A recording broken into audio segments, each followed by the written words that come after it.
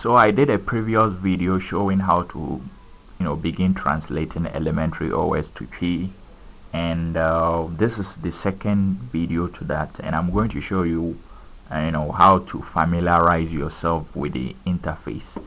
The software used to translate elementary is called WebLead, and I've showed in the previous video how to get to here. And so once you are in the interface, so I think you should watch that video before this one, right? I'll put it in an elementary OS translations playlist, so you can check the description of this video to find the first one. Okay, so let's get, once you are in, right, you can see some of the basically once you are in, you find the English translation at the top, and you want to try and translate it into tree below, right?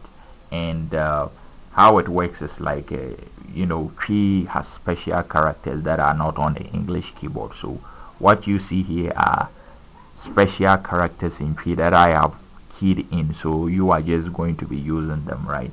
So if you want to insert any character, just click on, if you click on A here, which is the uppercase of the a character, it is going to insert it, right?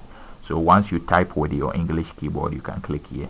But if you have a keyboard with support for tree, then you most likely don't need it. But there are some special characters that have some sort of symbols on as backticks and special characters on top of them. So I've keyed all of them here, so you can find them here. And what you most likely want to do is to look for phrases that have not already been translated. So this is where you make the search, and you can filter through, right? You can actually query for something in search for something in here, or you can filter and look for those that are not translated. So click on it and click on search. It'll search through and find those that have not been translated, right? So could not be passed, media type, so that's how it is. So once you enter in your translation of the top English phrase, you can either click here to suggest if you are not sure of your translation, or click on save if you are very well sure, right? And once you click on suggest, right, they will appear down here, so any other translator can also look up and then confirm and then finally save it. And there are several things you need to know, right? Sometimes you see the English translation, you find this one, this symbol means it's a placeholder, meaning in the English is going to be like could not pass media type of, it's going to insert something here. So once you are translating in P, like let me try and translate it, and to me,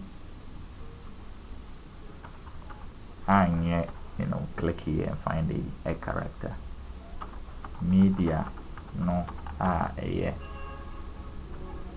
yeah, then, and I'll paste in. You can copy and paste in the special character. That means the software will, in the user interface, right, in the software's UI, is going to be like antumia media no aye, then it will insert that special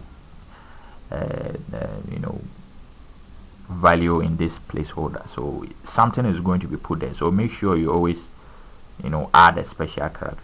Sometimes it might be in the middle, so all you need to copy and paste it at a place where it makes sense in the tree translation, right?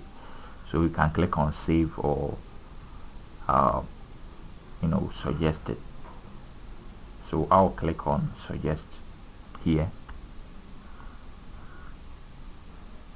and then it will take me to the next one, right? The next way to translate. And once you come down here, you find suggested translations here, and then you can actually help in translating them. In addition to the already translated ones, you can also see them here. If I click on this one, it is going to pop up at the top, and then I can do it and suggest it, right? You can also click here to skip it if you are not so sure, right?